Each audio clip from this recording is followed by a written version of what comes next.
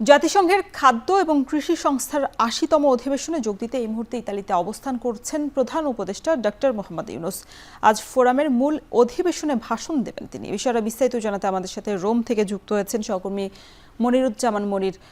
মনির, জানাবেন প্রধান উপদেষ্টা কখন অধিবেশনে যোগ দিবেন, আর এছাড়া আজ ইতালিতে তার কি কি কর্মসূচি রয়েছে? রোশন, আপনি জানেন যে গতকাল বাংলাদেশের প্রধান উপদেষ্টা ডক্টর মোহাম্মদ ইউনূস ইতালিতে অবস্থান করছেন এবং আজ থেকে শুরু হওয়া বিশ্ব কৃষি এবং খাদ্য অধিদপ্তরের মূল অনুষ্ঠান WFF বিশ্ব খাদ্য ফোরামে তিনি জমকালো উদ্বোধনী অনুষ্ঠানে তিনি মূল বক্তব্য প্রদান করবেন এবং অল্প কিছুক্ষণের মধ্যেই তিনি এই FAOর সদর দপ্তরে তিনি প্রবেশ করবেন।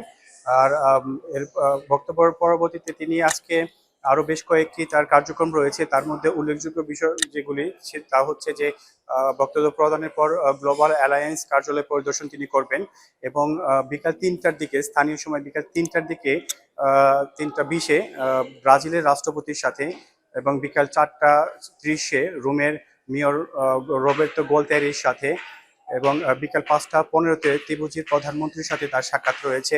এবং বিশেষ করে আরেকটা উল্লেখযোগ্য বিষয়, সেটি হচ্ছে আজকে সন্ধ্যা ৬:৩০ FAOর মহাপরিচালকের সাথেও তার দ্বিপাক্ষিক একটি বৈঠক রয়েছে।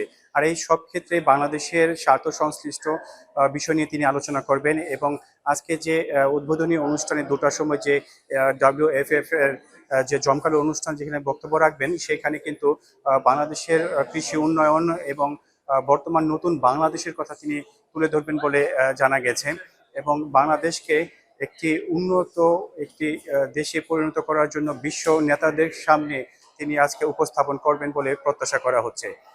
রোশন, এই ছিল FAO থেকে সর্বশেষ। জাতিসংঘের খাদ্য এবং কৃষি সংস্থার ৮০তম অধিবেশনে যোগ দিতে এই মুহূর্তে ইতালিতে অবস্থান করছেন প্রধান উপদেষ্টা ডক্টর মোহাম্মদ ইউনূস। তার আজকের কর্মসূচির বিস্তারিত জানাতে রোম থেকে যুক্ত হয়েছিলেন সহকর্মী মনিরুজ্জামান মনির।